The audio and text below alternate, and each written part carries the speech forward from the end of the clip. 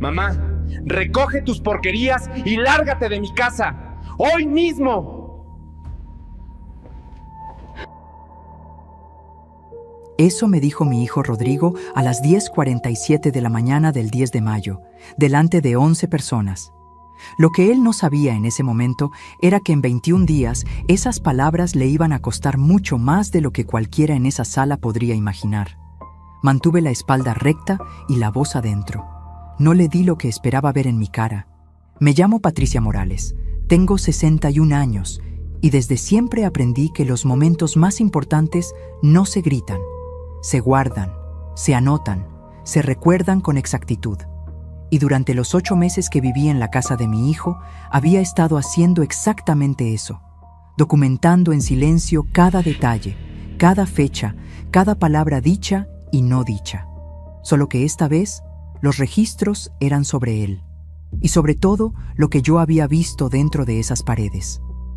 Tomé mi bolsa con calma.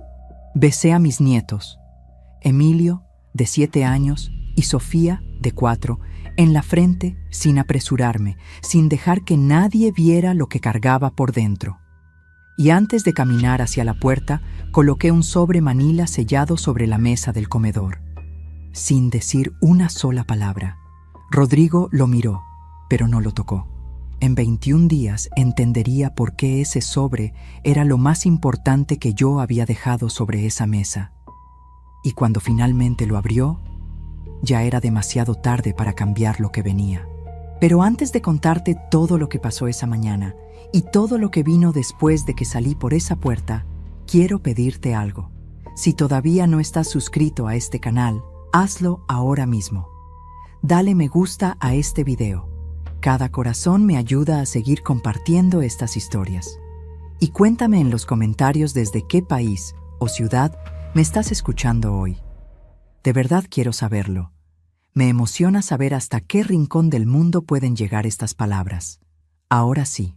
Déjame contarte cómo llegué hasta ese momento. La cocina olía a café de olla y a pan dulce recién calentado. La luz suave de esa mañana de mayo entraba por las ventanas, las mismas que yo había limpiado con vinagre y papel periódico cada domingo durante 8 meses seguidos. Sobre la estufa, el guisado que había preparado desde las 7 de la mañana todavía chisporroteaba en silencio. El mantel bordado que traje desde mi casa en Guadalajara, el que mi madre me regaló el día que me casé con Ernesto, cubría la mesa con esa dignidad callada de las cosas que llevan décadas en las manos de la misma familia. Todo se veía tranquilo, casi como una postal de familia feliz. Pero mis manos, escondidas dentro de mi bolsa, apretaban el asa de cuero con tanta fuerza que los nudillos me ardían. Tenía en la boca un sabor amargo, casi metálico, de algo que había estado tragando en silencio desde hacía meses. Y en el pecho, no miedo, algo más profundo que el miedo. La certeza fría de que ese momento lo había visto venir desde el primer mes que llegué a esa casa. Me llamo Patricia Morales. Tengo 61 años. Nací en Guadalajara, Jalisco, la segunda de 4 hermanos, en una familia que nunca tuvo mucho dinero, pero sí mucha dignidad. Mi madre era maestra de primaria. Mi padre vendía materiales de construcción en un negocio pequeño que olía a cemento y a madera húmeda. Los dos me enseñaron lo mismo desde que tuve uso de razón, que el trabajo honrado vale más que cualquier lujo, que la palabra dada no se rompe y que la familia es lo primero, siempre, aunque te duela. Me casé a los 27 años con Ernesto Villanueva, un hombre bueno, tranquilo, del tipo que no levanta la voz pero siempre está donde tiene que estar cuando lo necesitas. Tuvimos 2 hijos, Rodrigo, el mayor, y Marcela, 3 años después. Durante 29 años construimos juntos una vida pequeña pero nuestra. No nos sobraba, pero tampoco faltaba lo que de verdad importa. Cuando llegaba Navidad, la mesa olía a ponche y a bacalao. Cuando llegaba el Día de las Madres, mis hijos me traían flores del jardín del vecino porque no tenían para comprarlas de la floristería, y eso valía más que cualquier ramo de 100 pesos. Cuando Ernesto falleció hace 6 años, un infarto masivo un lunes por la mañana, mientras desayunaba su café con leche, sin avisos, sin despedidas, me quedé sola en la casa donde habíamos criado a nuestros hijos. Una casa con jardín, 2 recámaras y un silencio que tardé mucho tiempo en aprender a habitar sin que me aplastara. Pero aprendí. Me jubilé al año siguiente con 35 años de servicio como maestra y luego como directora de escuela primaria. Me dediqué a mis plantas, a la parroquia de mi colonia, al grupo de costura que se reunía los miércoles en casa de mi amiga Consuelo. Construí una rutina. Aprendí a ser suficiente para mí misma. Y eso, que parece tan sencillo cuando lo dices rápido, me costó más trabajo que todo lo anterior junto. Rodrigo, mi hijo mayor, siempre me generó una preocupación distinta a la que me daba Marcela. No porque fuera mal hombre. Era trabajador, responsable, y de niño me abrazaba con una fuerza que me dejaba sin respiración, como si quisiera meterse de regreso en mi pecho. Pero desde que se casó con Valeria, hace ya 9 años, algo fue cambiando. Muy despacio. Tan despacio que yo misma tardé en darme cuenta, y cuando me di cuenta, ya hacía tiempo que el daño estaba hecho. Valeria tiene 34 años, 10 menos que Rodrigo. Siempre perfectamente arreglada. El cabello lacio como cortina negra, las uñas con manicura francesa, la ropa de marca aunque el dinero estuviera ajustado, según ella siempre repetía. No es mala persona, me decía yo los primeros años. Solo somos diferentes. Solo necesita más tiempo para conocerme de verdad. 9 años después, yo todavía esperaba ese tiempo. Pero lo que me trajo hasta esta historia, lo que me llevó a empacar 2 maletas y dejar mi casa en Guadalajara para mudarme a la Ciudad de México un martes de septiembre, fue una sola llamada telefónica. La recibí a las 8:23 de la noche de un jueves. Era Rodrigo.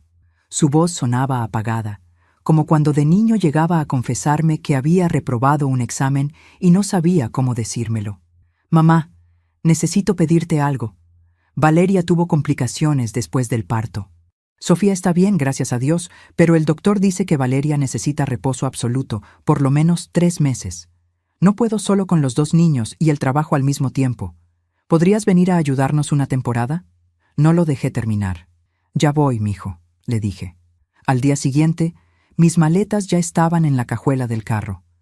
¿Sabes qué fue lo primero que pensé cuando colgué esa llamada? No pensé en el sacrificio. No calculé lo que me costaría dejar mi casa, mis amigas del grupo de costura, mis plantas del jardín, mi rutina de 20 años. Pensé en Emilio, que entonces tenía 6 años y me llamaba Abuela Patti, con esa vocecita que me derretía el corazón. Pensé en Sofía, a quien todavía no conocía. Y pensé en Rodrigo, en ese niño que alguna vez me abrazó con toda su fuerza y que yo sentía que se me había ido alejando sin que yo terminara de entender por qué. Quizás esto era la oportunidad de recuperar algo de lo que se había perdido. Qué equivocada estaba. Pero antes de contarte lo que encontré cuando llegué a esa casa, necesitas saber algo que yo misma no descubrí, sino hasta semanas después de instalarme allí. Una noche por puro accidente, cuando vi en una pantalla algo que no iba destinado a mis ojos. Una conversación que cambió para siempre la manera en que yo entendía todo lo que había pasado desde el primer día. Y lo que leí ese martes a las 11:47 de la noche me quitó el sueño durante días enteros. Pero eso te lo cuento en un momento. Antes necesitas entender exactamente cómo eran esos primeros días en esa casa y por qué lo que parecía una bendición se fue convirtiendo, muy despacio, en algo muy distinto. Llegué a la casa de Rodrigo un martes a las 4:17 de la tarde, con 2 maletas y una bolsa de tela donde traía mis cosas de cocina. Mi comal de barro, mis especias, el delantal de flores que usaba desde hacía 20 años, y la imagen pequeña de la Virgen de Zapopan que mi madre me dio la mañana que me casé. Esa bolsa pesaba poco, pero lo que cargaba dentro de ella valía más que cualquier cosa que pudiera ponerse en una báscula. La casa era amplia, más de lo que me esperaba. 3 recámaras, jardín trasero, cochera para 2 autos. No era ostentosa, pero tampoco era modesta. Las paredes estaban pintadas de un blanco limpio. Los muebles eran nuevos y había flores artificiales sobre la consola de la entrada que se veían caras pero que no olían a nada. Rodrigo ganaba bien como gerente de una empresa de logística. Valeria no trabajaba desde que nació Emilio. Rodrigo me recibió en la puerta. Me abrazó. Sentí en ese abrazo algo que no había sentido en mucho tiempo: necesidad. Mi hijo me necesitaba, y eso, aunque me avergüence admitirlo, me llegó al centro del pecho con una calidez que hacía años no sentía. Me aferré a ese abrazo un segundo más de lo normal, como si quisiera guardar algo de él antes de que se terminara. Valeria estaba sentada en el sofá del recibidor, con Sofía en los brazos. El médico le había recomendado reposo por complicaciones posparto. Me saludó con un movimiento leve de cabeza y una sonrisa que duraba lo que dura una fotografía. Una sonrisa que aparecía y desaparecía sin dejar rastro. «Gracias por venir, Patricia», dijo. Solo eso. Sin levantarse, sin llamarme mamá, como había pedido Rodrigo que hiciera desde el principio. Déjame ser específica en esto, porque importa más de lo que parece. En 9 años de ser su suegra, Valeria nunca me llamó mamá. Nunca. Siempre Patricia. Con una amabilidad calculada, del tipo que no te da ninguna razón concreta para quejarte, pero que con el tiempo vas sintiendo como un cristal frío entre dos personas que deberían tenerse confianza.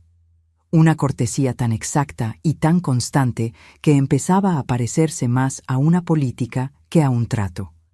Yo lo había aceptado. Me había dicho a mí misma que era una diferencia de carácter, que no todos los afectos se expresan igual, que lo que importaba era que Rodrigo era feliz. Pero ahora yo estaba en su casa. Y algo, desde esa primera tarde, no se sentía bien. ¿Sabes qué es lo que más me perturbó de esa primera noche? No fue la incomodidad de dormir en un cuarto ajeno. No fue el silencio entre Valeria y yo durante la cena. Fue lo que Emilio me dijo cuando lo fui a arropar a las 9 de la noche, con ese tono de voz que tienen los niños cuando dicen verdades que los adultos llevan tiempo callando. Me senté en la orilla de su cama, le acomodé la cobija hasta la barbilla, y él me miró con esos ojos grandes que heredó de Rodrigo. «Vuela, Patty, mamá dijo que ibas a quedarte para siempre». Me detuve. «¿Eso te dijo, mi amor?» «Sí, dijo que ya no iba a tener que hacer nada porque ya llegabas tú». 7 años tenía mi nieto, y en una sola frase me resumió lo que tardé semanas en comprender del todo. Me quedé sentada en esa orilla de cama un momento más, mirándolo, mientras él cerraba los ojos sin entender el peso de lo que acababa de decirme. Pero antes de contarte lo que eso significaba, necesitas saber algo más sobre los primeros días. Algo que yo viví como algo normal en ese momento y que solo después entendí como la primera señal de una cadena muy larga. Una cadena que yo misma estaba ayudando a construir sin saberlo. Desde el segundo día, mi rutina quedó establecida. No por un acuerdo, no por una conversación, simplemente porque nadie más la cubría. Me levantaba a las 5:45 de la mañana. Preparaba el desayuno. Bañaba y vestía a Emilio para la escuela. Llevaba a Sofía con el médico cuando tocaba revisión. Hacía la compra. Cocinaba la comida y la cena. Recogía a Emilio por la tarde. Lo ayudaba con la tarea. Le leía cuentos antes de dormir. Me dormía pasadas las 10 de la noche y volvía a empezar 6 horas después. Cada día, sin excepción, sin que nadie lo pidiera y sin que nadie lo agradeciera en voz alta. A Valeria, el reposo médico le duró exactamente 3 semanas. Después de esas 3 semanas, el médico le autorizó actividad normal con ciertas restricciones. Eso fue en octubre. Yo estuve en esa casa hasta mayo, 7 meses después de que el reposo terminó. Hay una pregunta que me he hecho muchas veces desde entonces. ¿Por qué me quedé? Y la respuesta honesta, la que me costó trabajo admitir, es que me quedé porque me convencí de que me necesitaban. Porque Rodrigo siempre encontraba la manera de decirme algo que me anclaba. Siempre en el momento exacto. Como si supiera cuándo yo estaba a punto de llegar a un límite. «Mamá, con lo que me ayudas ahorras tiempo que yo uso para trabajar más y así poder darles más a los niños». «Mamá, Sofía ya te reconoce. ¿Ves cómo sonríe cuando te ve?» «Mamá, tú cocinas mejor que nadie en el mundo. Los niños están comiendo más sano desde que llegaste». Frases pequeñas, gotas de gratitud que caían justo cuando yo estaba a punto de decir algo, y que funcionaban. cada vez, con una precisión que mirando atrás no me parece inocente. Le di 8 meses de mi vida. Le di cada mañana de pie desde antes del amanecer. Le di mis rodillas adoloridas de agacharme a bañar a Sofía cada día. Le di mis ahorros de la jubilación cuando Valeria dijo que estaban cortos para la quincena y había que comprar pañales. Le di mis miércoles de costura, mis domingos de parroquia, mi jardín de Guadalajara, mis amigas de toda la vida. Le di todo lo que tenía disponible, y en todo ese tiempo no recibí ni un solo peso. Ni una sola vez alguien mencionó la palabra pago, ni siquiera en tono de broma. Pero en realidad, lo que más me costó no fue el trabajo. Eso lo hago con gusto cuando se trata de mis nietos. Lo que más me costó fue lo que Valeria fue haciendo, muy despacio, con mi lugar dentro de esa casa. En las primeras semanas, yo cocinaba y ponía la mesa. Valeria llegaba, movía los platos del lugar, cambiaba el arreglo de la mesa y volvía a sentarse sin decir nada. Una tarde cambió los contenedores donde yo guardaba las especias y los acomodó en un cajón diferente sin avisarme. Otra semana reorganizó el refrigerador y tiró el caldo que yo había preparado desde el día anterior. Otro día encontré mi comal de barro guardado en el fondo de una alacena, reemplazado por uno de teflón que olía a nuevo. No decía nada, no me enfrentaba, solo deshacía, como si mi presencia en esa cocina fuera temporal, una situación de emergencia que ella toleraba mientras esperaba que regresara a la normalidad. Yo guardé silencio, porque seguía diciéndome a mí misma lo mismo. Son diferencias de carácter. No hay mal intento, pero hubo un momento que me quedó muy grabado. Fue un sábado de noviembre, a las 2:13 de la tarde, cuando Rodrigo llegó a casa para comer. Yo había preparado pozole rojo con todo: tostadas, orégano, cebollita picada, rábanos, limón. El mismo pozole que hacía su abuela, que hacía yo cada mes desde que Rodrigo era niño, el que él pedía siempre para sus cumpleaños. Había empezado desde las 11 de la mañana. La cocina entera olía a chile ancho y maíz cacahuacintle. Rodrigo entró a la cocina, olió el aire, y por primera vez en semanas vi algo parecido al Rodrigo que yo conocía. Se le iluminó la cara. «Mamá, pozole. ¿En serio?» «Siéntate, mijo. Ya está». Valeria llegó detrás de él, miró la olla y dijo con una voz completamente plana: «Rodrigo, te dije que íbamos a ir a comer con mis papás hoy». Hubo un silencio. Rodrigo me miró. Luego la miró a ella. Y en ese segundo vi la decisión tomarse en su cara como se toma el agua cuando encuentra el camino más fácil hacia abajo, sin dudar, sin buscarme los ojos de nuevo. «Es verdad, mamá. Lo olvidé. Guarda el pozole. Lo comemos mañana». Y se fueron. Comí sola. El pozole seguía caliente.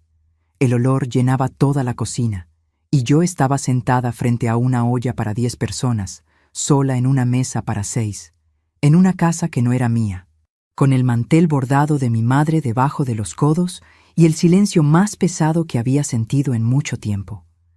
Lo que yo no sabía ese sábado de noviembre era que ese momento era solo el primero de una serie, que lo que Valeria estaba haciendo no era casualidad ni temperamento, que había un patrón, y que ese patrón tenía un propósito, uno que había comenzado mucho antes de que yo llegara a esa casa con mis 2 maletas y mi bolsa de cocina. Lo descubrí 3 semanas después, un martes a las 11:47 de la noche, cuando Rodrigo olvidó cerrar la sesión de su computadora y yo la usé para buscar una receta. Lo que vi en esa pantalla me heló la sangre, y eso sí cambió todo. Era un martes de noviembre. Las 11:47 de la noche. Los niños dormían.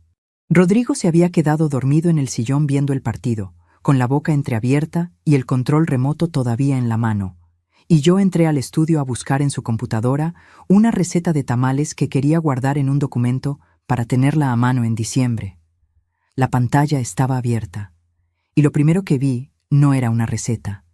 Era una conversación de WhatsApp web entre Rodrigo y Valeria. Una conversación del día de esa misma semana. Valeria le había escrito a las 2:31 de la tarde, mientras yo estaba en la cocina preparando la comida, con las manos manchadas de chile y la espalda inclinada sobre la estufa. ¿Cuándo le vas a decir a tu mamá que esto es permanente? Ya no podemos pagar a alguien de afuera y ella está aquí. Aprovecha. Y Rodrigo le había respondido 12 minutos después, con 4 palabras. Déjame hablar con ella. Me quedé quieta frente a la pantalla. Sentí el frío de la silla donde estaba sentada, el zumbido del refrigerador desde la cocina, el silencio de una casa que de repente se sentía completamente diferente a todo lo que yo había creído que era. Tenía un sabor seco en la boca. Los ojos me ardían, pero no del sueño. Esto es permanente. Esas 3 palabras daban vueltas en mi cabeza como si alguien las hubiera encendido y no supiera cómo apagarlas. Permanente. No una temporada. No un apoyo mientras Valeria se recuperaba. Permanente. Como si hubieran tomado una decisión sobre mi vida en una conversación de WhatsApp a las 2:31 de la tarde mientras yo les cocinaba el almuerzo. No toqué nada. Cerré la pantalla como estaba. Salí del estudio en silencio. Pasé junto al sillón donde Rodrigo dormía, lo miré un segundo y seguí caminando. Me fui a mi cuarto, cerré la puerta con cuidado de no hacer ruido y me senté en la orilla de la cama en la oscuridad. No lloré esa noche. Me quedé sentada, completamente quieta, durante no sé cuánto tiempo. El ruido de la calle llegaba apagado desde afuera. Un perro ladraba lejos. El ventilador del pasillo zumbaba en un tono constante. Y en esa quietud, algo en mí cambió. Algo que llevaba meses dormido, acallado por el amor que yo le tenía a mis nietos y por la historia que me había contado a mí misma de que todo iba a mejorar, se despertó, no con rabia, con una claridad fría y silenciosa que es mucho más difícil de ignorar que la rabia. Desde esa noche, empecé a prestar una atención diferente a todo lo que pasaba en esa casa. ¿Sabes qué pasa cuando dejas de ver lo que quieres ver y empiezas a ver lo que realmente está ahí? Todo cambia. No la realidad. La realidad ya estaba. Cambia el lente con que la miras. Y una vez que ese lente cambia, no hay manera de volver a ver con el anterior. Aunque quisieras.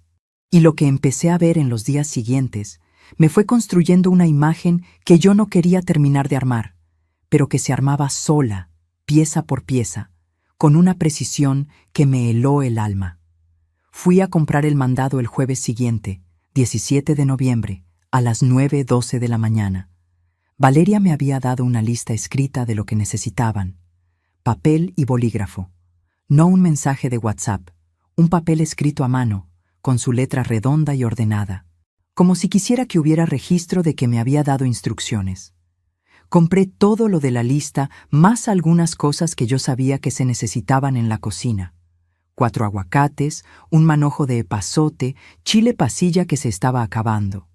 Cuando llegué, Valeria revisó las bolsas una por una, separó lo que yo había comprado por cuenta propia y me dijo con una voz completamente tranquila, sin alzar los ojos de las bolsas: «Patricia, si no está en la lista, no lo traigas. El presupuesto está muy justo». El presupuesto está muy justo. Eran 4 aguacates y un manojo de epazote. Los había comprado yo, de mi dinero de la jubilación, el mismo dinero con el que también había pagado los pañales de Sofía 2 semanas antes cuando la quincena estaba corta. No dije nada. Guardé los aguacates y el epazote en mi bolsa personal y los subí a mi cuarto. Los puse sobre el buró junto a mi rosario y mi imagen de la Virgen. Y me quedé mirándolos un momento antes de bajar de nuevo a la cocina a seguir trabajando. Esa tarde, mientras Emilio hacía la tarea en la mesa de la cocina, sacó un cuaderno y me pidió que le revisara una redacción. Se la leí despacio, le hice algunas correcciones, le expliqué por qué una oración sonaba mejor que otra. Él escuchaba con esa concentración seria que tienen los niños cuando de verdad quieren entender, apoyando la barbilla en la mano. Cuando Valeria llegó a la cocina y vio que estábamos trabajando juntos, se quedó parada en el umbral por un momento. Miró el cuaderno y dijo: «Emilio, después de la tarea tienes que ducharte. Y Rodrigo ya llegó. Vayan a saludarlo». Emilio cerró el cuaderno a la mitad de la página. Se levantó sin decir nada y salió. Y yo me quedé sola en la cocina con el sonido del agua de la llave que alguien había olvidado cerrar y el cuaderno de mi nieto abierto sobre la mesa, con la redacción a la mitad. Ese tipo de interrupciones, tan pequeñas que no podías señalarlas sin parecer exagerada, ocurrían 3 o 4 veces por semana, siempre cuando yo estaba en un momento de conexión real con los niños. Una historia a la mitad, un juego interrumpido, una conversación cortada justo antes de llegar a algo. Como si hubiera un sensor invisible que detectaba cuándo la abuela estaba ganando terreno afectivo y lo neutralizaba, con eficiencia, sin confrontación, con una voz siempre tranquila y razones siempre razonables. Solo faltaban 21 días para que todo cambiara. Aunque yo todavía no lo sabía. Lo que sí sabía, desde esa noche frente a la pantalla, era que necesitaba empezar a documentar. No por venganza. Eso quiero que lo entiendas bien. No era rabia lo que me movía en ese momento. Era algo más parecido a la responsabilidad. Soy directora de escuela jubilada. 35 años de mi vida los pasé entendiendo que las palabras y los hechos sin registro no existen para nadie más que para quien los vivió. Aprendí eso la primera vez que tuve que resolver un conflicto entre dos familias que contaban versiones completamente distintas de lo mismo. Lo que no se escribe, no ocurrió. Y yo había vivido muchas cosas en esa casa que nadie más que yo conocía. Esa semana compré una libreta pequeña, café oscuro, tapas duras, hojas de rayas finas.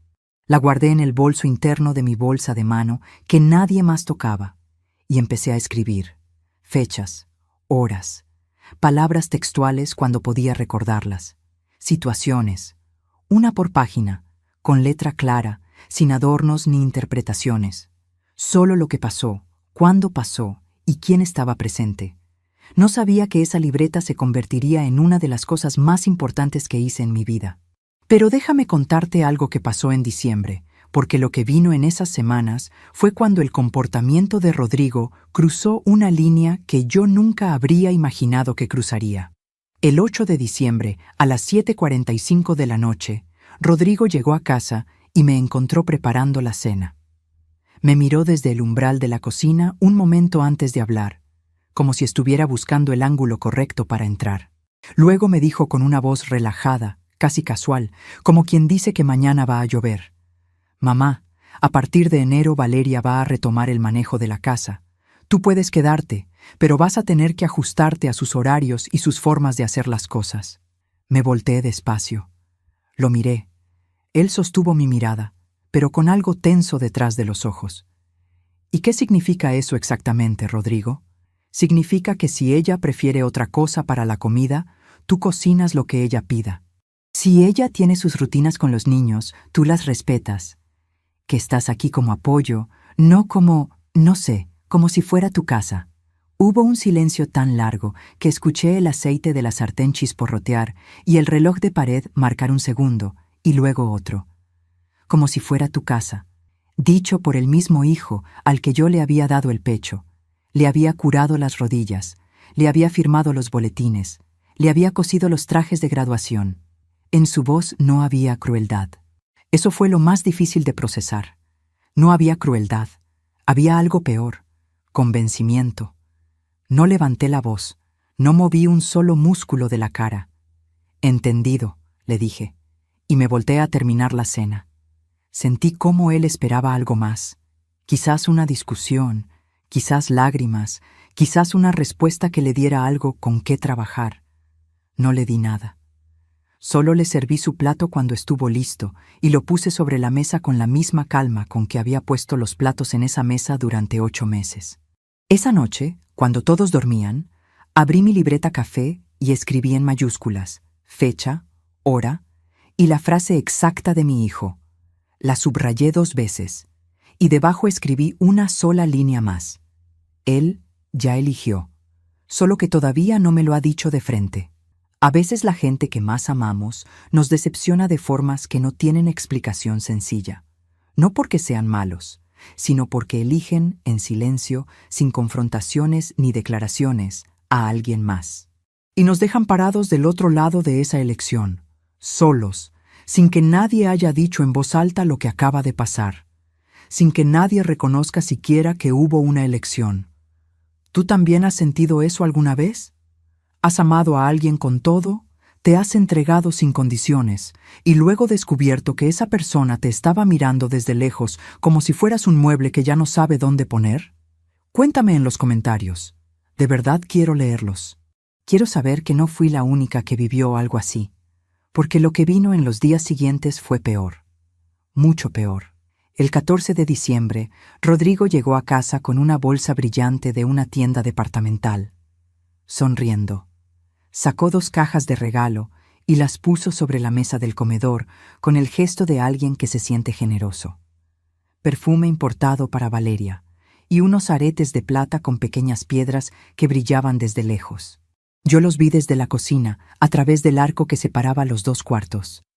Esa misma semana me había dicho que el presupuesto estaba ajustado para la quincena y que no podríamos hacer una cena de Navidad grande, que mejor algo sencillo, sin invitados, para no gastar, que quizás ni árbol este año, porque los adornos buenos ya estaban viejos y no valía la pena comprar nuevos. Los aretes tenían la etiqueta visible desde donde yo estaba. 3,800 pesos. No dije nada. Sequé mis manos en el delantal, saqué mi libreta del bolso y anoté la fecha, la hora y el monto. Guardé la libreta. Y seguí picando la cebolla para la sopa que nadie me había pedido que hiciera, pero que igual hice, porque esa casa tenía 2 niños que necesitaban comer bien y una abuela que todavía no había aprendido a quedarse con los brazos cruzados. Lo que yo no sabía todavía era que lo del 14 de diciembre era apenas el principio de algo mucho más calculado. Y que la conversación que había visto en la pantalla aquel martes de noviembre era solo una parte de una historia mucho más larga que yo estaba a punto de descubrir completa. Una historia que tenía meses antes de que yo llegara con mis 2 maletas, y que había sido diseñada, desde el principio, con mucha más precisión de lo que yo era capaz de imaginar. La Navidad llegó un miércoles. Desde el 1 de diciembre, yo había estado preparando detalles pequeños, con la misma silenciosa determinación con que había hecho todo en esa casa desde el primer día. Compré con mi propio dinero las esferas doradas que Emilio había señalado en una tienda una tarde que lo llevé al dentista, con esa forma que tienen los niños de desear las cosas sin pedir, solo mirando. Tejí con mis propias manos, de noche después de que todos dormían, un par de calcetines de lana para Sofía, con su nombre bordado en hilo rojo sobre el talón. Me costó 3 noches porque la vista ya no es lo que era, pero quedaron bien. Guardé en una caja de cartón forrada con papel de periódico las galletas de canela y anís que horneé la segunda semana de diciembre. Las mismas que mi madre hacía cada año desde que yo era niña. Las mismas que Rodrigo de pequeño devoraba antes de que enfriaran. Las manos todas blancas de azúcar glass. Hice 3 tandas. La cocina olió a naranja y a canela durante 2 días. Nadie me pidió que hiciera nada de eso. Lo hice porque era lo único que en ese momento sentía completamente mío. El 23 de diciembre, a las 6 de la tarde, Rodrigo llegó a casa con una energía diferente. No era la energía de alguien que trae buenas noticias. Era la energía de alguien que viene a decir algo que ya ensayó. Entró a la cocina, donde yo estaba preparando el relleno del pavo para el día siguiente, y se quedó parado en la entrada con los brazos cruzados. «Mamá, Valeria habló con sus papás. Van a venir ellos aquí el 24. Somos bastantes, así que mejor algo sencillo. El pavo está bien, pero ella va a traer el resto de la comida de allá, porque la señora Conchi ya lo tiene preparado». Me detuve un momento. Seguí mezclando. «¿Van a traer la comida de la casa de sus papás?» «Sí, ya está todo coordinado». «¿Y el pavo?» «El pavo también lo vamos a dejar. La señora Conchi hace uno diferente. Que no te dé pena, es por no desperdiciar esfuerzo de nadie». Fue el que no te dé pena lo que me atravesó como una aguja fría. Porque sonaba amable, sonaba considerado. Y por eso era más difícil de contestar que una grosería directa. Llevaba semanas aprendiendo que ese era el idioma de esa casa. Todo dicho con una voz tranquila que no te dejaba ningún lugar visible donde pararte a defenderte. No dije nada. Tapé el tazón del relleno con film transparente. Lo metí al refrigerador. Me limpié las manos en el delantal de flores y subí a mi cuarto. Esa noche, la Nochebuena del 24 de diciembre, la familia de Valeria llegó a las 7:30. Sus padres, sus 2 hermanas con sus esposos y 4 sobrinos ruidosos que entraron corriendo sin saludar. La señora Conchi, así le decían a la suegra, entró con fuentes cubiertas de papel aluminio, una sonrisa de anfitriona en una casa que no era la suya, y se instaló en la cocina como si llevara años siendo la dueña de ese espacio. Reorganizó el orden de los quemadores. Abrió el refrigerador sin pedir permiso. Colocó sus fuentes sobre la mesada que yo había limpiado esa mañana. Yo me senté en la sala. Me siento a contarte esto y todavía puedo sentir el olor del rompope que alguien abrió desde la primera hora.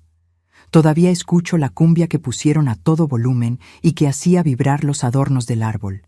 Los mismos adornos que Emilio y yo habíamos colgado juntos una tarde de la semana anterior, riendo por los que se caían. Todavía veo a Emilio corriendo entre las piernas de los adultos, buscándome con los ojos entre tanta gente que llenaba de repente una casa que normalmente éramos 4, hasta que me encontró sentada sola en el sillón de la esquina, junto a la ventana, y se vino a sentar a mi lado sin que nadie se lo pidiera, sin que nadie lo mandara. Me tomó la mano. Tenía 7 años y me tomó la mano con una firmeza pequeña y seria, como si supiera perfectamente lo que yo necesitaba en ese momento y entendiera que no estaba disponible de ninguna otra fuente en esa sala. Me apretó los dedos una vez y no dijo nada, solo se quedó ahí. Eso no lo anoté en mi libreta. Eso lo guardé en un lugar donde no se necesita tinta y donde nadie puede reorganizarlo ni meterlo al fondo de una alacena. Pero hay algo que sí anoté. Algo que escuché a las 10:48 de la noche, cuando me levanté a traer agua de la cocina y la señora Conchi estaba hablando con una de las hermanas de Valeria junto a la barra, sin saber que yo estaba en el pasillo oscuro, a 3 pasos de la entrada. La señora Conchi dijo, con la misma naturalidad con que se habla del clima, secándose las manos con un trapo de cocina que no era suyo: ya les dije a Rodrigo y a Valeria que tienen que poner las cosas en orden. No se puede tener a la suegra aquí de arrimada indefinidamente, que le paguen algo o que se vaya. La hermana respondió algo en voz baja que no alcancé a escuchar bien, y la señora Conchi remató con una carcajada corta y seca. Pues claro que gratis no. Nadie trabaja gratis, ni la propia mamá. Arrimada. Esa palabra me golpeó con una fuerza que no esperaba, no porque fuera nueva, sino porque era la primera vez que alguien la decía en voz alta, en mi propia presencia, sin siquiera asegurarse de que yo no estuviera escuchando. Tenía el peso de todo lo que se había estado pensando en silencio desde hacía meses. El peso de 8 meses de madrugadas, de rodillas dobladas sobre la tina de Sofía, de tareas revisadas, de guisados, de listas de mandado, de dinero de jubilación gastado en pañales. Resumido en una sola palabra de 5 sílabas, dicha entre risas, junto a la barra de una cocina que yo había limpiado esa misma mañana. Volví a mi cuarto sin el vaso de agua. Cerré la puerta con cuidado. Me senté en la orilla de la cama. Y entonces, en la oscuridad, en el silencio de ese cuarto, mientras abajo sonaba la cumbia y se reían voces que no eran las mías, hice algo que hacía mucho tiempo no hacía. Algo que me había prometido a mí misma que iba a hacer cuando llegara el momento en que lo necesitara de verdad. Me encomendé. Le dije a Dios, en voz muy baja, casi un susurro, mirando la imagen pequeña de la Virgen de Zapopan que tenía sobre el buró: no sé qué es lo correcto aquí, pero ayúdame a ver con claridad y a no perder la dignidad en lo que viene. Me quedé un rato en silencio después de eso. Afuera, alguien subió el volumen de la música. En la mañana del 25 de diciembre, la casa estaba tranquila. La familia de Valeria se había ido pasada la medianoche, dejando los trastes sin lavar y la sala oliendo a comida fría.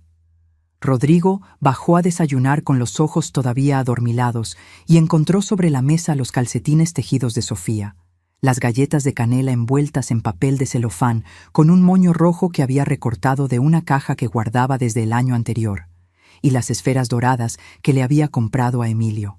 No había tarjeta. No hacía falta. Quien conoce una historia de 30 años no necesita explicación. Me miró desde la entrada de la cocina con algo en la cara que no supe leer del todo. Algo entre el reconocimiento y la incomodidad de quien recibe más de lo que cree merecer. «Mamá, buen día, mijo. ¿Quieres café?». No dijo nada más. Tomó su café. Se sentó. Miró las galletas un momento. Y el tema quedó ahí, flotando entre los dos como esa clase de conversaciones que nunca se terminan de tener porque ninguno de los dos sabe cómo empezarlas, y que por eso se quedan pendientes para siempre, acumulándose en silencio. Pensé, en ese momento, que algo había movido en él, que quizás la Navidad había hecho lo que a veces hace, ablandar lo que el día a día endurece. Recordarle a la gente quiénes son cuando nadie los está mirando. Me equivoqué una vez más. Y esa vez ya no me sorprendí tanto de haberme equivocado. Porque el 3 de enero, a las 8:17 de la mañana, Rodrigo tocó la puerta de mi cuarto. Entró sin esperar respuesta, cosa que nunca había hecho en los 4 meses anteriores, y se quedó parado frente a mí con los brazos cruzados sobre el pecho, en la postura exacta de la noche del pavo, como si su cuerpo tuviera una sola forma de prepararse para decir lo que no quería decir. «Mamá, Valeria y yo hemos hablado. Si te vas a quedar aquí, necesitamos que haya un acuerdo formal. Ella se encarga de la casa desde ahora. Tú puedes ayudar con los niños en las mañanas, pero en el resto no te metas. Y hay otra cosa». Esperé. No lo ayudé. No le puse cara de que siguiera. Simplemente lo miré y esperé. «Valeria dice que algunos de tus comentarios sobre cómo ella cría a los niños la hacen sentir cuestionada, que necesita que respetes su autoridad como mamá». Lo miré directamente a los ojos, sin apartar la mirada, sin bajar la cabeza ni un centímetro. «Rodrigo, ¿cuándo le cuestioné yo su autoridad? No fue directamente, fue la manera, el tono, la forma en que le corriges la tarea a Emilio sin preguntarle a ella primero. El tono. La manera, palabras que no se pueden contradecir porque no se pueden probar. Palabras diseñadas exactamente para eso, para que no haya defensa posible. Me puse de pie despacio, me alicé la blusa, respiré una sola vez, larga y completa, y le dije con una voz tan tranquila que hasta yo misma me sorprendí de cómo me sonó por dentro, como si viniera de un lugar muy profundo y muy quieto. «Entendido. Dame unos días para pensarlo». Me di media vuelta hacia la ventana. Él esperó un momento más, como si todavía esperara algo que yo no iba a darle. Una discusión, unas lágrimas, algo que le simplificara lo que estaba haciendo. Y cuando entendió que no había más que escuchar, salió y cerró la puerta. Solo entonces, cuando sus pasos bajaron las escaleras y el sonido de la televisión encendida volvió a llenar la casa como todos los días, me permití soltar el aire que había estado aguantando desde que él entró por esa puerta. Habían pasado 4 meses desde que llegué. 4 meses de madrugadas, de comidas, de tareas, de médicos, de pañales pagados con mi dinero, de pozole comido sola frente a una olla para 10. Y por primera vez desde que entré por esa puerta con mis 2 maletas y mi bolsa de cocina, lo vi todo con absoluta claridad, sin el velo del amor que quiere creer lo mejor, sin la historia que yo misma me había estado contando. No vine aquí de visita. No vine de apoyo temporal. Me trajeron para resolver un problema que ellos no querían resolver, y cuando ya no era conveniente que tuviera voz, estaban rediseñando las reglas para convertirme en algo que obedeciera sin opinar. Alguien que estuviera presente cuando hacía falta y que desapareciera cuando sobraba. Alguien sin lugar fijo, sin nombre claro, sin costo reconocido, arrimada. Esa tarde, mientras los niños dormían la siesta y la casa estaba en silencio, saqué mi libreta café del bolso interno y me senté en la silla junto a la ventana de mi cuarto. Escribí 3 páginas seguidas, con letra apretada y clara. Todo. Fechas, horas, palabras textuales. La conversación del 8 de diciembre, la frase de la señora Conchi, lo de esta mañana, con las palabras exactas de Rodrigo. Cada cosa en su página, con su hora anotada arriba a la derecha como había hecho desde noviembre. y al final de la última página, después de un espacio en blanco, escribí una sola pregunta con mayúsculas. ¿Hasta cuándo? La miré un momento. Cerré la libreta. La guardé. No sabía todavía la respuesta. Pero lo que sí sabía, con la misma certeza fría con que había salido de la pantalla de esa computadora aquella noche de noviembre, era que el momento en que encontrara esa respuesta iba a necesitar tener todo perfectamente documentado. Cada fecha, cada frase, cada detalle que alguien más podría intentar negar. Y eso, exactamente eso, es lo que Rodrigo no calculó. Que la mujer a quien estaban convirtiendo en invisible llevaba meses tomando nota de todo lo que creían que nadie estaba viendo. Enero pasó como pasan los meses en que uno vive esperando que algo cambie y nada cambia, con una rutina que se repite, que pesa, que va dejando marcas que no se ven en la piel, pero sí en los ojos cuando uno se mira al espejo por las noches. Me levanté cada mañana a las 5:45. Preparé desayunos. Llevé a Emilio a la escuela. Cuidé a Sofía. Hice la compra dentro de la lista. No opiné sobre la crianza. No corregí formas. No dije nada que pudiera interpretarse como cuestionamiento. Cumplí las nuevas reglas con una precisión que solo puede tener alguien que sabe que las está cumpliendo de manera temporal. Porque algo había decidido en silencio desde esa noche del 3 de enero, cuando Rodrigo salió de mi cuarto y cerró la puerta. Que lo que estaba viviendo tenía que terminar. Que yo no iba a seguir indefinidamente siendo invisible dentro de una casa donde mis manos eran bienvenidas, pero mi voz no. Lo que todavía no sabía era cuándo, ni cómo. La respuesta llegó por partes. Y la primera parte llegó un jueves de enero, a las 3:27 de la tarde, cuando recogí a Emilio de la escuela.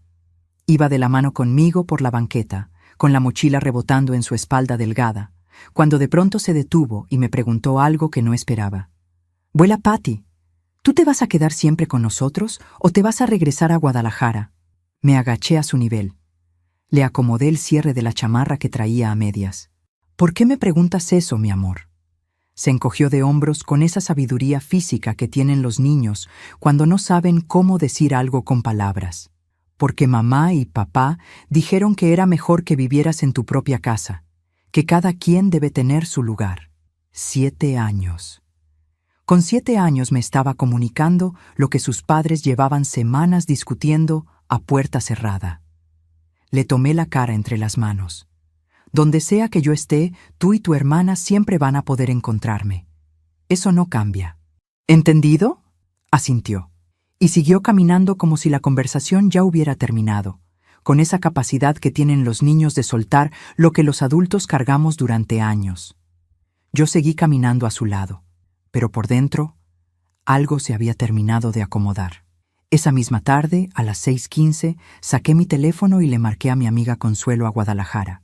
La misma Consuelo del grupo de costura, la que lleva 42 años siendo mi amiga y que nunca en su vida me ha dicho lo que quiero escuchar, sino lo que necesito saber.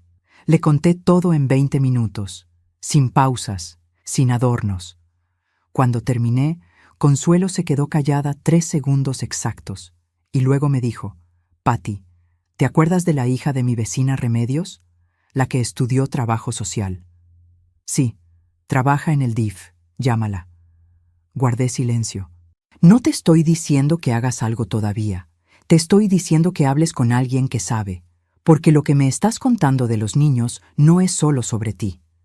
Lo de los niños, eso me detuvo en seco, porque en todo el tiempo que llevaba documentando lo que pasaba conmigo, había anotado también cosas sobre los niños, cosas que había registrado casi por instinto de maestra, sin analizar del todo lo que significaban.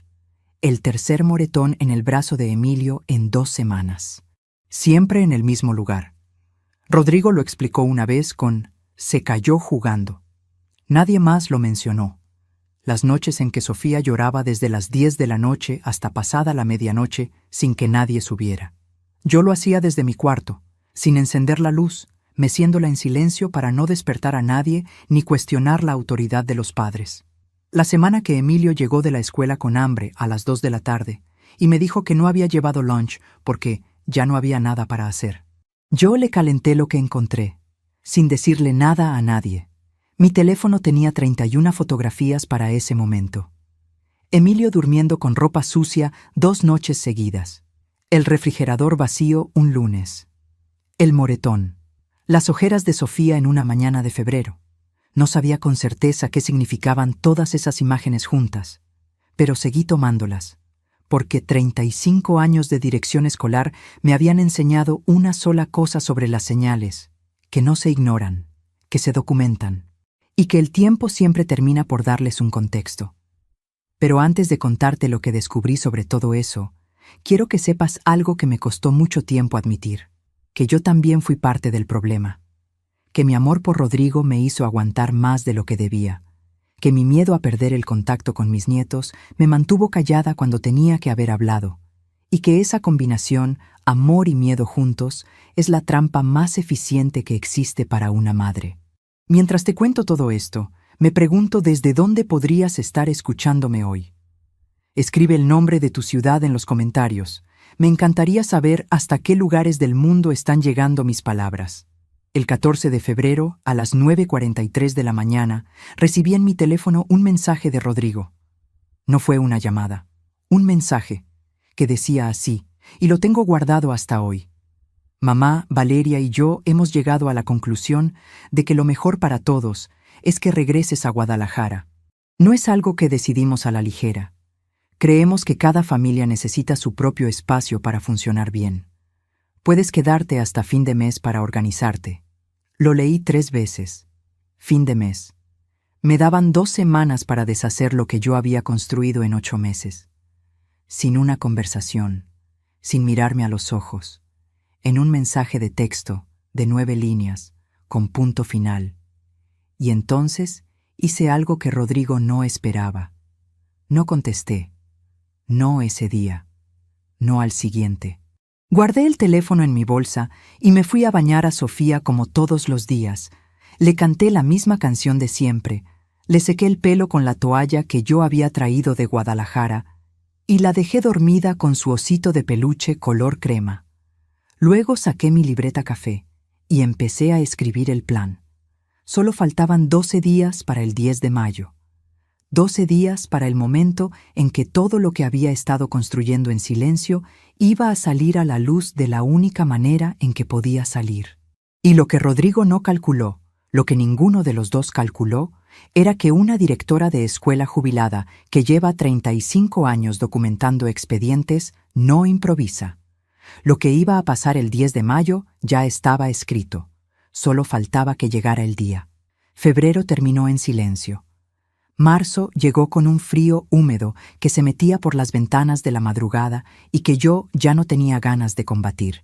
No respondí el mensaje de Rodrigo del 14 de febrero. No ese día, ni el siguiente, ni en toda esa semana.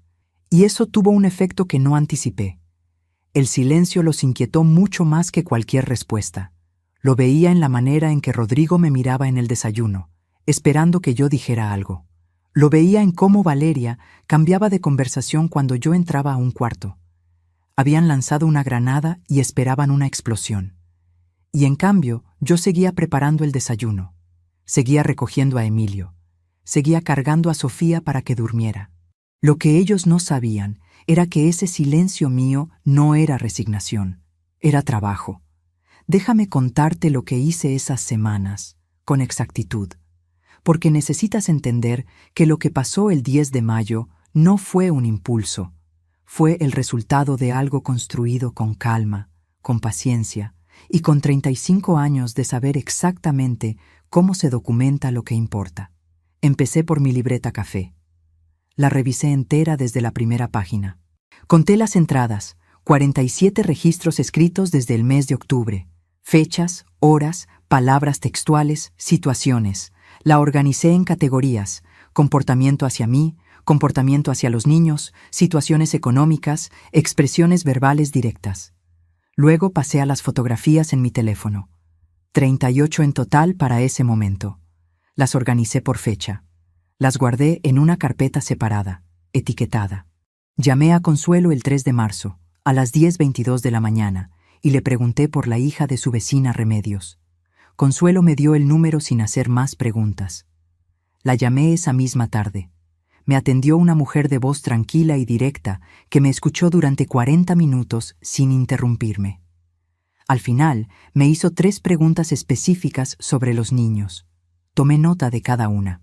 El 7 de marzo fui a la papelería de la esquina y saqué copias de las páginas más relevantes de mi libreta. Las metí en un sobre manila, sellado. Lo guardé en el fondo de mi maleta, debajo de la ropa. Y el 12 de marzo, a las 4:47 de la tarde, hice la llamada más difícil de todo ese proceso. Llamé a Marcela, mi hija, la única persona en el mundo que conocía a Rodrigo tan bien como yo, y que hacía 3 años no hablaba con él por razones que nunca me contó del todo. Cuando escuché su voz, me di cuenta de que hacía demasiado tiempo que no la escuchaba de verdad, más allá de los mensajes rápidos y las llamadas de cumpleaños. Y me dolió reconocerlo. Le conté lo esencial. Sin dramatismo, sin lágrimas, con la misma precisión con que le habría dictado un acta a una secretaria. Marcela escuchó en silencio hasta que terminé. Y luego me dijo algo que no esperaba. Mamá, yo lo sabía. Llevo 2 años esperando que me llamaras para decirme esto. Hubo un silencio entre las dos que pesaba más que todas las palabras que habíamos dejado de decirnos. ¿Qué necesitas de mí, mamá? Eso fue todo lo que necesité escuchar. ¿Sabes qué es lo que más recuerdo de esa llamada? No fue lo que Marcela dijo. Fue lo que sentí cuando colgué, que no estaba sola, que había estado cargando algo que no tenía que cargar sola, y que el miedo que había tenido todo ese tiempo a pedir ayuda había sido la cadena más pesada de todas. Pero el punto de quiebre real, el momento en que supe con certeza absoluta que lo que venía era inevitable, llegó el 2 de abril, un miércoles, a las 7:18 de la noche. Rodrigo llegó a casa con una bolsa de plástico que traía algo abultado. Entró directo a la sala sin pasar por la cocina, donde yo estaba terminando de cenar con los niños. Lo escuché hablar con Valeria en voz baja. Luego, escuché a Valeria reírse, un sonido que hacía semanas no salía de esa sala. Cuando entré a recoger los vasos de los niños antes de acostarlos, vi sobre la mesa de la sala 2 folletos de una agencia de viajes. Los tomé con naturalidad, como si fuera a acomodarlos, y leí sin detenerme. Riviera Maya, paquete todo incluido, 5 días, salida 22 de mayo. No dije nada. Dejé los folletos exactamente donde estaban. Metí a los niños a la cama, y cuando cerré la puerta del cuarto de Emilio, me quedé parada en el pasillo oscuro, con la espalda apoyada en la pared, procesando lo que acababa de ver. El 22 de mayo, 10 días después del 10 de mayo. 10 días después de que se suponía que yo ya me habría ido de esa casa. Habían planeado unas vacaciones de celebración, mientras yo empacaba mis cosas, mientras dejaba a mis nietos, mientras me alejaba de la casa donde había lavado, cocinado, cargado y velado durante 8 meses. Ellos estaban hojeando folletos de resorts con albercas infinitas y cenas frente al mar. Esa noche no dormí. No dormí pensando en Emilio acomodando su mochila sin que nadie le revisara si llevaba el lunch. No dormí pensando en Sofía llorando por las madrugadas en una habitación a oscuras. No dormí pensando en los 8 meses de mis manos, mis rodillas, mi espalda, mis mañanas, mis ahorros.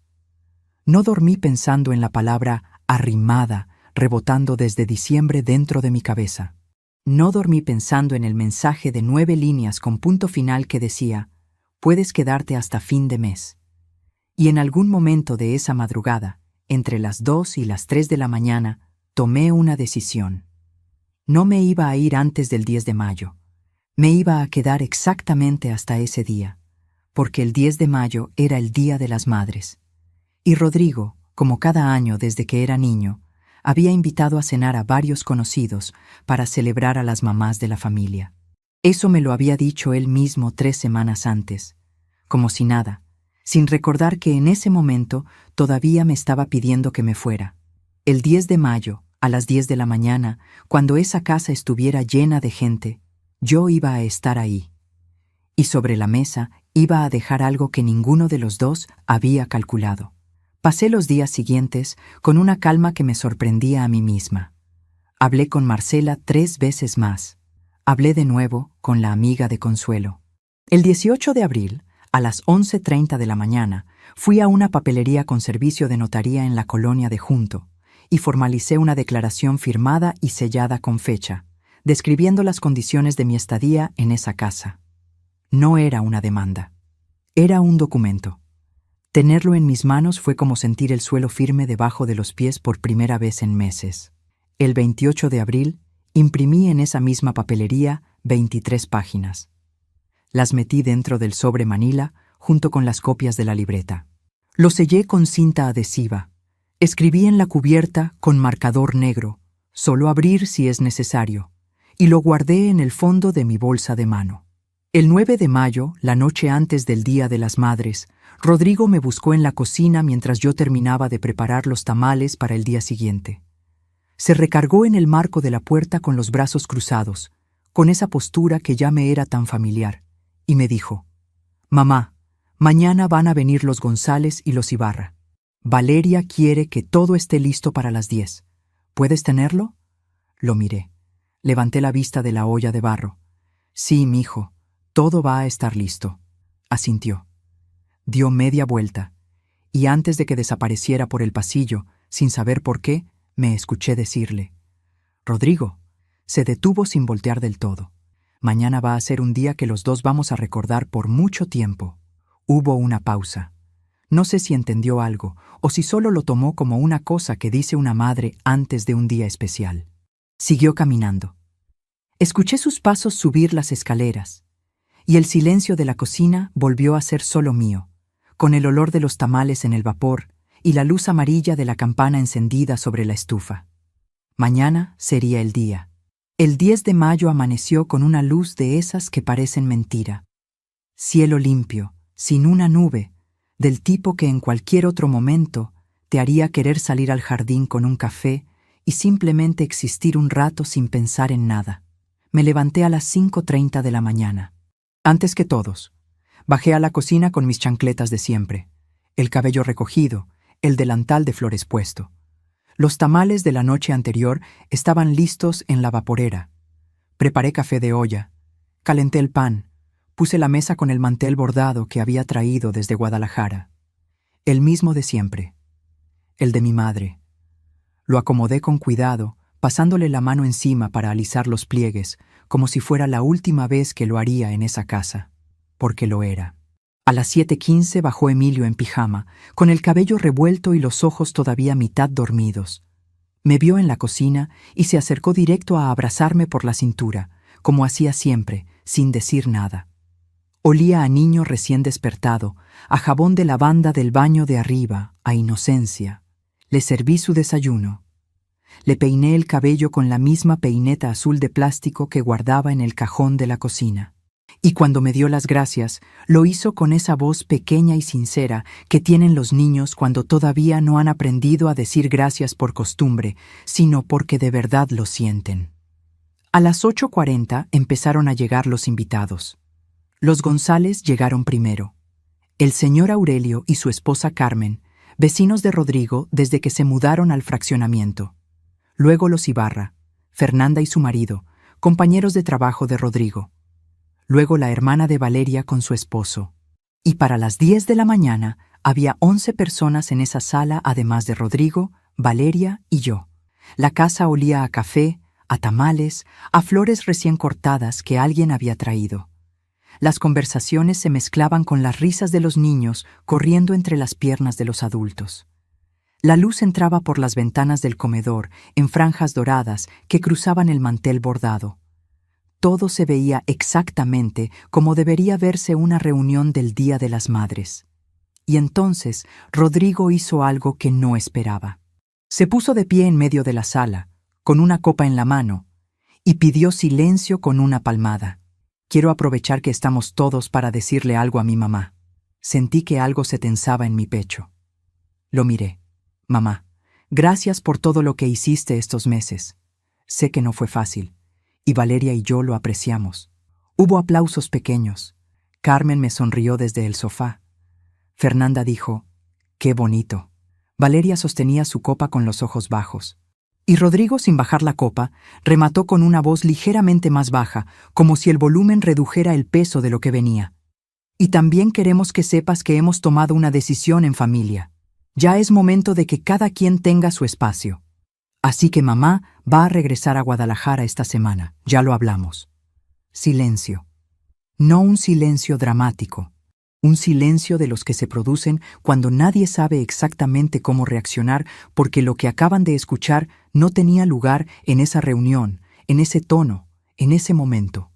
Me lo dijo ahí, frente a 11 personas, con una copa en la mano, en el Día de las Madres. Lo miré. No aparté los ojos de él ni un segundo, y él no me sostuvo la mirada. Fue entonces cuando Valeria, sin levantarse del sofá, añadió con una voz perfectamente modulada, casi dulce: Patricia, de verdad te lo agradecemos. Pero creo que todos necesitamos nuestro espacio para respirar, ¿verdad? Patricia: no, mamá. Nunca, mamá. La señora Carmen me miró con una expresión que mezcla incomodidad y lástima. Vi cómo el señor Aurelio carraspeaba y miraba su taza. Vi cómo Fernanda se inclinaba hacia su marido y le decía algo al oído. Y vi, en el umbral del pasillo, a Emilio parado con su vaso de jugo en la mano, mirándome con unos ojos que entendían más de lo que debería entender un niño de 7 años. Me puse de pie despacio. Tomé mi bolsa del respaldo de la silla donde siempre la dejaba. Me acerqué a Emilio, me arrodillé frente a él y lo besé en la frente con toda la calma del mundo. Le susurré algo al oído que solo él escuchó. Luego cargué a Sofía, que estaba junto a él, y la besé en las 2 mejillas. Le di su osito de peluche que estaba sobre la mesita del pasillo. La dejé con cuidado en los brazos de su hermano. Me levanté, me acomodé la blusa y caminé hacia la mesa del comedor. Saqué de mi bolsa el sobre manila sellado. Lo puse en el centro exacto de la mesa, sobre el mantel bordado de mi madre.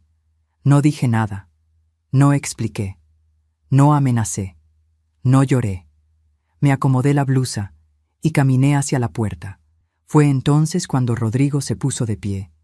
Su voz ya no tenía el tono de la copa ni la modulación cuidadosa de los agradecimientos. Lo que salió de él en ese momento fue otra cosa. Lo que sale cuando alguien siente que está perdiendo el control de algo que creía tener perfectamente controlado. Lo que sale cuando el miedo y la vergüenza se mezclan delante de testigos y ya no queda espacio para las palabras bien ensayadas. Mamá, recoge tus porquerías y lárgate de mi casa, hoy mismo. Eso dijo, delante de 11 personas, en el Día de las Madres, a las 10:47 de la mañana. No me volteé, no contesté. Abrí la puerta y salí. Caminé por la entrada, bajé los 3 escalones del acceso, llegué a la banqueta. El sol de las 10 de la mañana me dio de frente. Cerré los ojos un segundo. Sentí el calor en la cara, el olor a pasto mojado del jardín de la casa de enfrente, el sonido lejano de un camión de la basura 2 calles más abajo. Abrí los ojos. Seguí caminando. Dentro de esa casa, sobre la mesa con el mantel de mi madre, había dejado 47 páginas de registros con fechas, horas y palabras textuales. 38 fotografías impresas, organizadas por fecha. Una declaración notariada y una carta de 1 página dirigida a los servicios de protección a la infancia, lista para ser enviada, con el nombre de Emilio y el nombre de Sofía escritos en la primera línea. Rodrigo no sabía nada de eso todavía, pero en aproximadamente 3 minutos, cuando abriera ese sobre, lo iba a saber todo. Caminé 4 calles antes de sentarme en una banca del pequeño parque que quedaba a 2 cuadras del fraccionamiento. El que Emilio y yo habíamos visitado decenas de veces para alimentar a los patos del estanque con bolsas de pan duro que guardábamos juntos en el cajón de la cocina. Me senté, puse la bolsa sobre mis rodillas y me quedé quieta. El sol de las 10 de la mañana del 10 de mayo calentaba mis manos con una suavidad que no merecía la mañana que acababa de vivir. Los pájaros hacían su ruido normal. Un niño pasó corriendo con una pelota roja. Una señora mayor caminaba a paso lento con su perro pequeño, un perro blanco con manchas café que me recordó al que tuvimos cuando Rodrigo era chico. Me permití respirar. Y entonces, a las 10:23 de la mañana, mi teléfono vibró. Era Rodrigo. No contesté. Volvió a llamar a las 10:31. No contesté. A las 10:44, un mensaje de texto. «Mamá, ¿dónde estás? Necesito hablar contigo. ¿Qué es todo esto?» Guardé el teléfono. A las 11:02, llamó Marcela. Esa sí la contesté. «Mamá, ya sé que saliste. Rodrigo me acaba de llamar hecho nada. ¿Estás bien?» «Estoy en el Parque de los Patos». Hubo una pausa breve. «Voy para allá».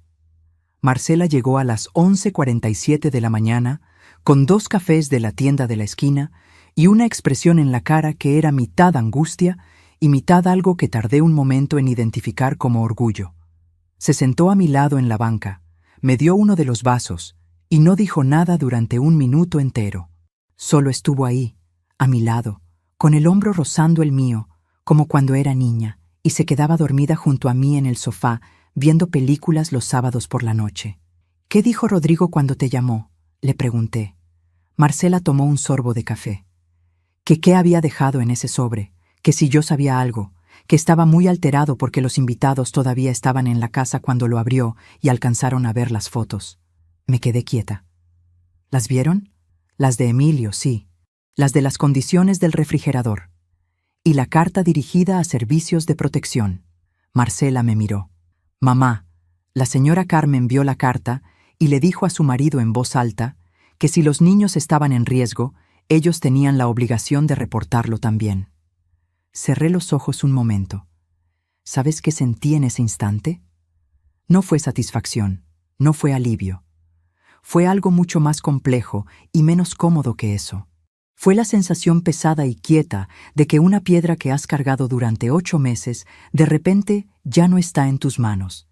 Y el cuerpo todavía no sabe cómo moverse sin ese peso. Todavía me pregunto si hice lo correcto, si había otra manera.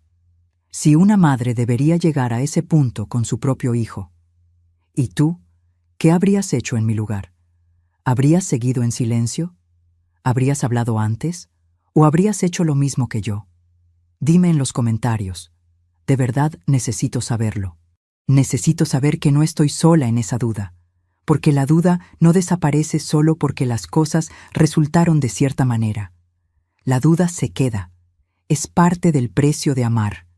Lo que sí sé es lo que pasó en los 21 días siguientes. El 10 de mayo por la tarde, los González hicieron exactamente lo que la señora Carmen había dicho. Presentaron un reporte voluntario ante el Sistema para el Desarrollo Integral de la Familia, describiendo lo que habían visto en el sobre. No fue una denuncia penal. Fue una notificación de verificación de bienestar familiar. El tipo de proceso que se activa cuando adultos responsables tienen indicios de que menores podrían necesitar atención. Un trabajador social se presentó en la casa de Rodrigo el 14 de mayo, un miércoles, a las 9:15 de la mañana. Eso me lo contó Marcela, que lo supo porque Rodrigo la llamó en pánico a las 9:47, con una voz que Marcela describió como la de alguien que acaba de pisar tierra que no sabía que era falsa. «Mamá, Rodrigo lloraba», me dijo Marcela. Me llamó llorando. Me dijo que no entendía cómo había llegado a esto, que por qué no le había hablado antes, que todo era un malentendido. Me quedé callada. «¿Y tú qué le dijiste?» Marcela se tomó un segundo. Le dije que le preguntara a su conciencia cuántas veces te dio la oportunidad de hablar. No respondí nada, pero por dentro algo se acomodó en un lugar donde llevaba mucho tiempo sin acomodarse nada. La visita del trabajador social duró 90 minutos. Revisaron el estado de la casa, hablaron con los niños por separado, revisaron el historial médico de Sofía, tomaron nota de las condiciones generales. El resultado fue lo que en esos procesos se llama seguimiento preventivo. No había evidencia de riesgo grave e inmediato, pero sí de descuido sistemático en rutinas básicas de cuidado. Se programaron 2 visitas de seguimiento y una recomendación de orientación familiar. Rodrigo canceló el viaje a la Riviera Maya. Eso también me lo contó Marcela. El paquete para el 22 de mayo, los 5 días todo incluido, el resort de alberca infinita y cenas frente al mar. Cancelado el 15 de mayo, con penalización del 40% del costo total. 280,000 pesos que simplemente se fueron. Yo no lo celebré. Lo escuché y sentí solo el cansancio quieto de alguien que ha estado en pie durante demasiado tiempo y finalmente puede soltar los hombros. Pero el momento que más me marcó de todo lo que pasó en esos 21 días no fue la visita del trabajador social, ni la cancelación del viaje, ni los mensajes sin respuesta de Rodrigo acumulándose en mi teléfono. Fue el 19 de mayo, un lunes, a las 4:47 de la tarde. Sonó el timbre de la casa de Consuelo en Guadalajara, donde me había quedado desde que salí de la Ciudad de México. Consuelo fue a abrir. Escuché su voz desde la cocina, luego un silencio breve y luego sus pasos acercándose. «Patty, es Emilio». Me levanté tan rápido que casi tiré la silla. Rodrigo lo había traído desde la Ciudad de México. Solo, sin avisar, sin llamar. Mi hijo había conducido 3 horas, había tocado la puerta de la casa de mi amiga y se había quedado en la banqueta con mi nieto de la mano, sin atreverse a pasar. Salí a la puerta. Rodrigo estaba parado en la entrada, con una expresión que no le había visto nunca antes. No era la expresión del hombre que levanta copas frente a invitados, ni la del que habla de espacios personales con voz modulada. Era la expresión de un niño de 44 años que no sabe cómo reparar algo que rompió sin darse cuenta de la fuerza que usó. Emilio se soltó de su mano y corrió hacia mí. Lo abracé con los 2 brazos, con toda la fuerza que me quedaba, con la cara enterrada en su cabello que olía a ese mismo jabón de lavanda del baño de arriba. Sentí su espalda delgada bajo mis manos, su respiración acelerándose un poco como cuando llora en silencio para que no lo vean, el calor de su frente contra mi cuello. «Vuela, Patty», me dijo al oído. Solo eso. Mi nombre en su voz. Levanté la vista hacia Rodrigo. Él me miraba, y en sus ojos vi por primera vez en muchos meses algo que reconocí de cuando era niño. Vergüenza verdadera. No la vergüenza de quien fue atrapado, sino la vergüenza de quien finalmente entiende exactamente lo que hizo y ya no puede ignorarlo. Abrió la boca, la cerró, volvió a abrirla. «Mamá, yo…» Le puse la mano en el brazo, solo eso, sin palabras. Porque hay momentos en que las palabras llegan demasiado tarde para ser las protagonistas. Y lo único honesto es el silencio entre 2 personas que se conocen desde siempre y que acaban de atravesar algo que las 2 van a cargar por mucho tiempo. Lo dejé pasar. Consuelo hizo café. Emilio se quedó pegado a mí en el sofá con mis manos sobre su cabeza durante toda esa tarde, viendo un programa de caricaturas que ninguno de los 2 realmente mirábamos. Rodrigo habló poco. Me dijo que Valeria y él estaban en un proceso de orientación familiar, que había entendido cosas que no quería ver, que iba a hacer cambios, que lo sentía. Lo escuché. No le prometí nada. No le dije que todo estaba bien, porque no lo estaba. No le dije que lo perdonaba en ese instante, porque el perdón no funciona como un interruptor que uno activa cuando llega el momento correcto. El perdón es un proceso largo y silencioso que a veces tarda más de lo que quisiéramos y a veces no llega completo nunca. Pero sí le dije algo antes de que se fuera esa noche. Me levanté del sofá cuando él ya tenía la chaqueta puesta para salir. Lo miré de frente y le dije: «Rodrigo, yo te crié con todo lo que tenía. Te di mi tiempo, mi esfuerzo, mis sueños aplazados, mis rodillas y mis ahorros. No lo hice para que me lo devolvieras. Lo hice porque eres mi hijo y porque una madre no lleva la cuenta de lo que da. Pero hay algo que sí te voy a pedir que entiendas, y es lo único que te pido». Él me miraba sin parpadear. «Que Emilio y Sofía son personas, no son adornos de tu vida ni problemas de logística. Son personas que te necesitan presente, no perfectamente coordinado. Y si en algún momento sientes que no puedes con eso solo, me llamas.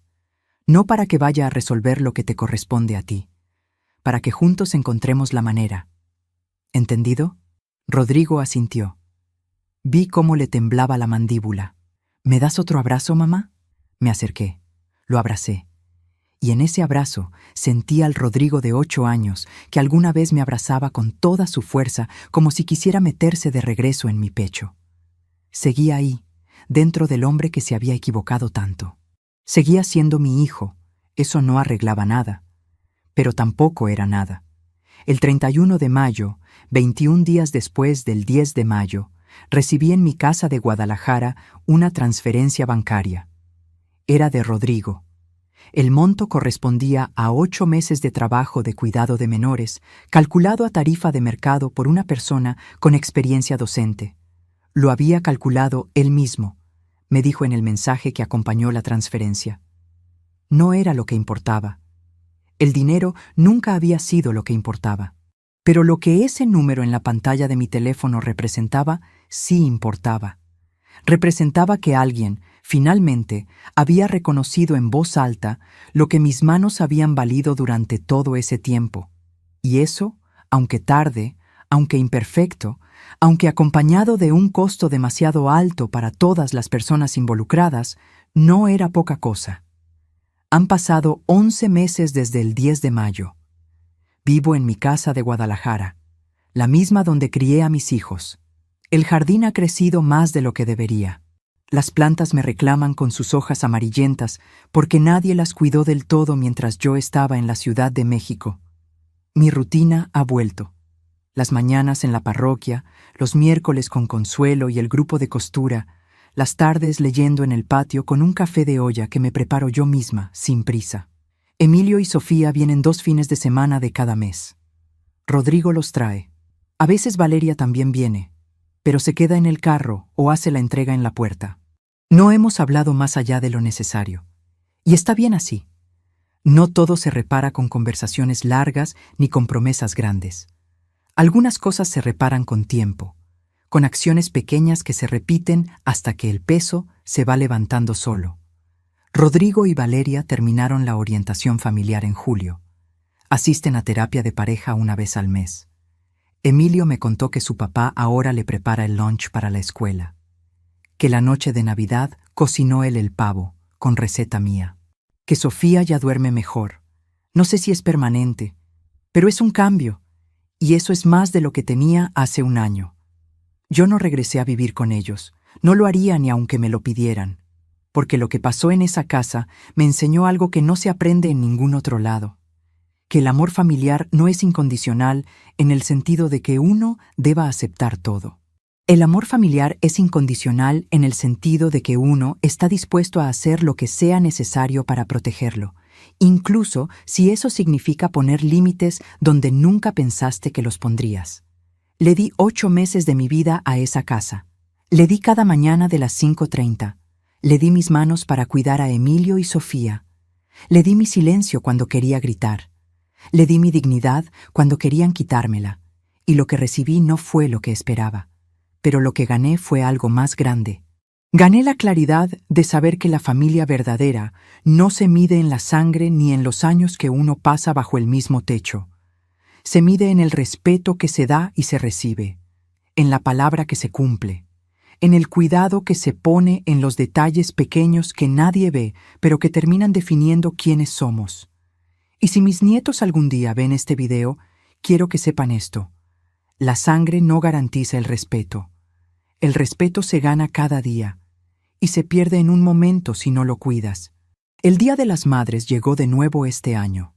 El 11 de mayo, Emilio y Sofía trajeron flores del jardín de su casa, flores silvestres envueltas en papel de periódico, como las que yo recibía cuando Rodrigo era niño y no tenían dinero para comprarlas en la floristería. Rodrigo me abrazó antes de irse. Me dijo, «Mamá, lo siento». No le dije que ya estaba bien. No le dije que todo había quedado atrás. Solo le dije, «Ya pasó. Ahora cuida bien a tus hijos». Y eso fue todo. «Mamá, recoge tus porquerías y lárgate de mi casa. Hoy mismo». Esas fueron las palabras con las que empezó todo.